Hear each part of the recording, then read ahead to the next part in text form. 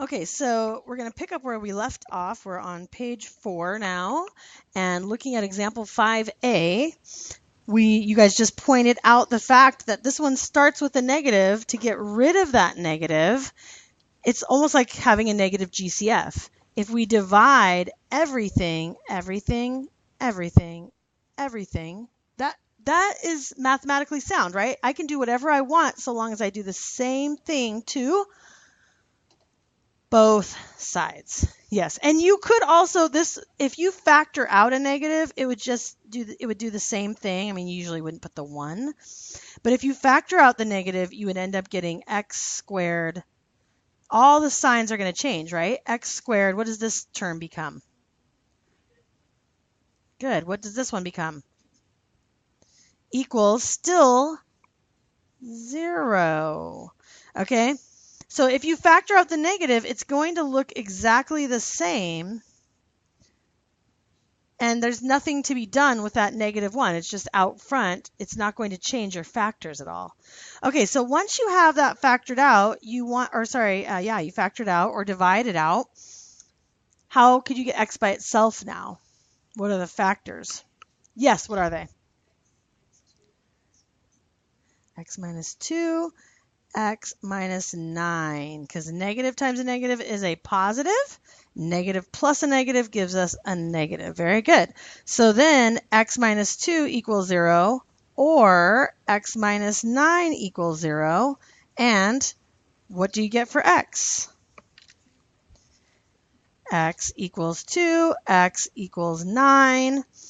And we can always check it. So we're going to write it in set notation. For the ease of time, since I've shown the check, I'm just going to put the check here. You always want to check if you're not sure, especially when you're doing web work, check it.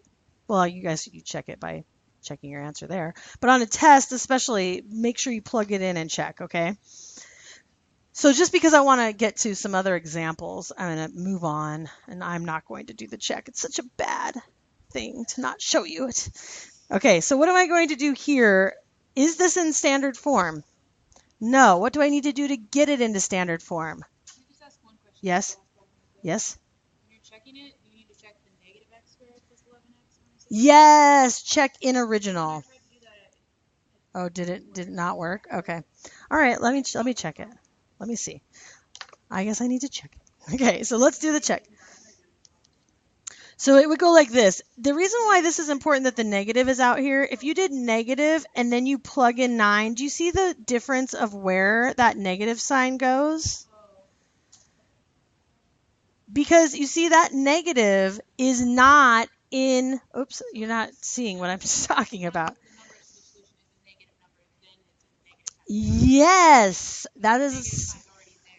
The negative sign's already there. The negative outside the parentheses means this would be a negative 81 plus 99 minus 18 equals 0. Same thing for 2. That negative is going to go out front. I'm glad you asked that. That was really good.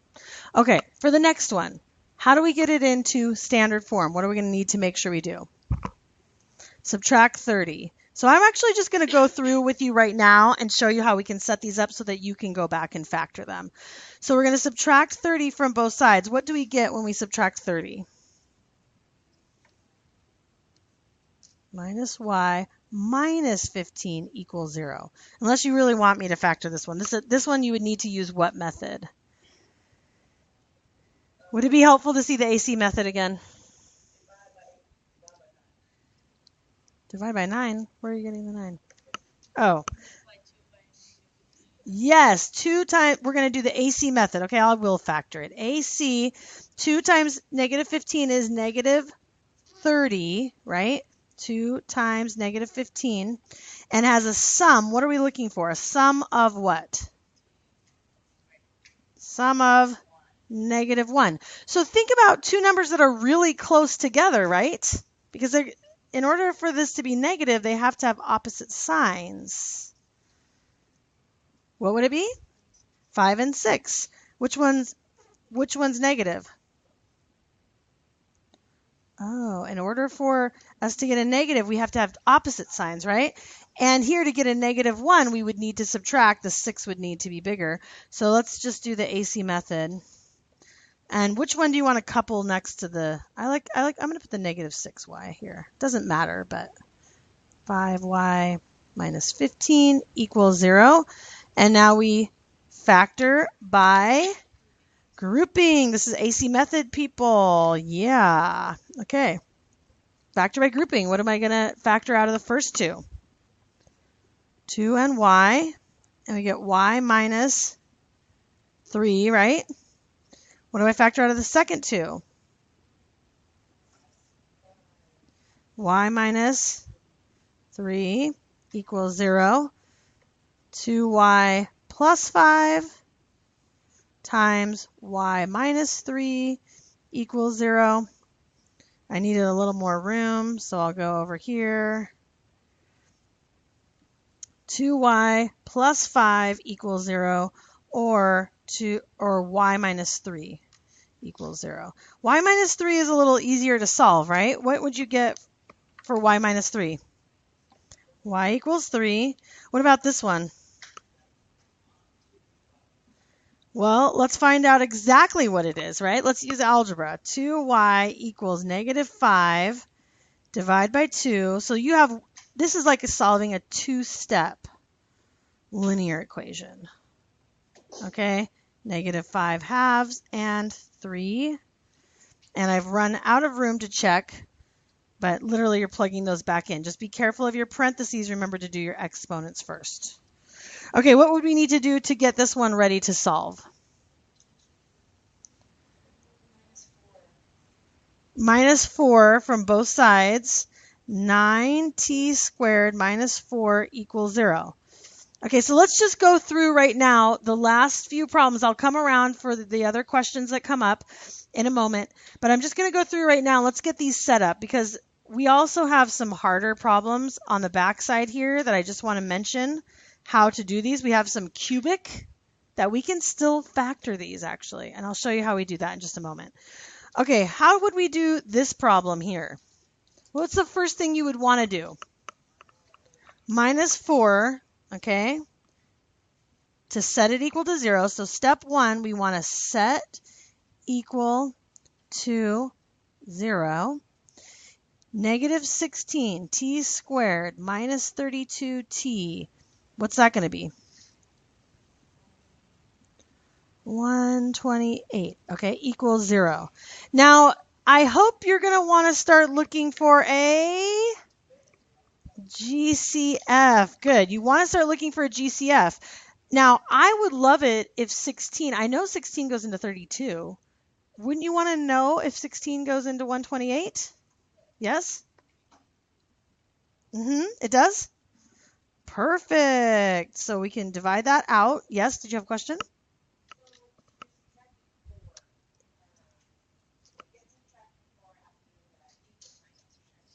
Yes. I have to do the same thing always to both sides, right? I have to balance it out. So whatever I do to one side of the equal sign, I have to do to the other.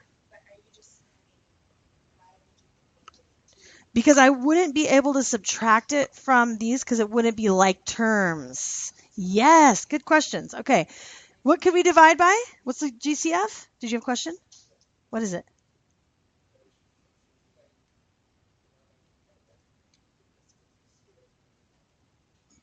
Well, if we divide by negative 16, if we divide everything by negative 16, it will take care of the GCF and the sign, right? Because it starts with a negative. So that's the exact question that we had talked about before. If it starts with a negative, let's make the leading coefficient positive.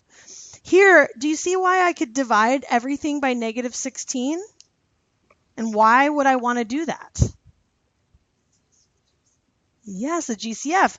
The GCF is negative 16, so I'm dividing both sides. I'm getting rid of it because I can do that when it comes to an equation, right? Not when I'm factoring expressions, but when I'm solving equations, I can do that. So I have t squared. What is this going to be? Yeah, what's this one going to be? Minus 8 equals 0. Okay, and then we factor So can you think of a number that multiplies to -8 that has a sum, two numbers that has a sum of 2? 4 and 2. 4 and 2. Talk to me about the signs. Which one's negative? -2. So I have t minus 2 and t plus 4, which means my t's are equal to what? Yeah, 2 and -4. Does everybody see how we're getting that? I didn't write that step anymore because I hope you're seeing this pattern that when it's just a variable plus a number, a variable minus a number, it's the opposite sign, right? So these are our solutions, and then I want you to always check. Okay, 3 exclamation points, -4 and 2 are the solutions. Check to make sure, even if you use your especially for numbers like this, just plug it in your calculator. Let me just show you really quick how I could check this on my calculator. Can you see the calculator okay-ish? Okay, what I would do to check this on my calculator, because these are really big numbers, my calculator knows the order of operations. So I'm going to plug it into the original equation, -16 times 2 squared, and for my squared, I have this little square button, or you can do, to the second power, minus 32 times 2. You see, I'm plugging only that 2 in the first time. I would have to check again for the -4. And then plus 132 equals 4. So if I let you use a calculator on a test or a quiz and you're doing a calculator check, just write that you did a calculator check and what you plugged in. So you could just write, that it worked out.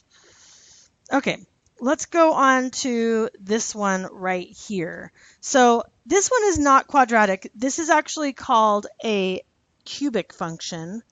And why is it cubic? Well, it's because you have the biggest power is not squared, is cubed.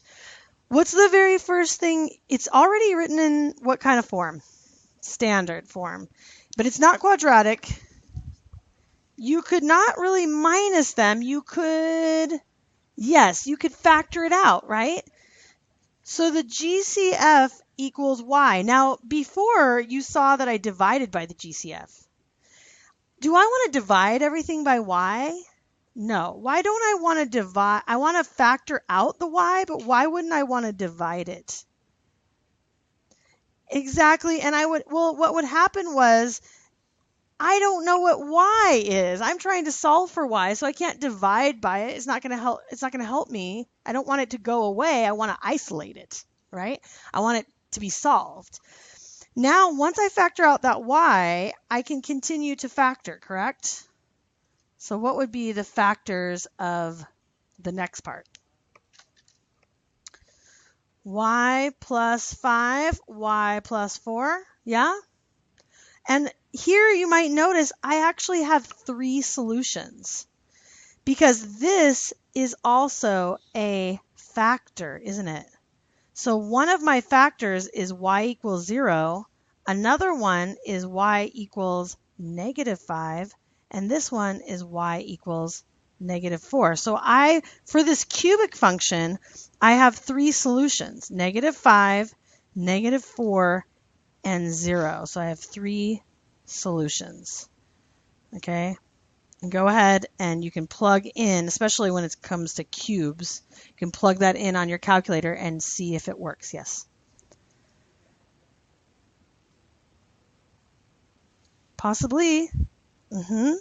Okay, what about here? We have a polynomial in how many terms? 4 terms. Again, this one is not quadratic.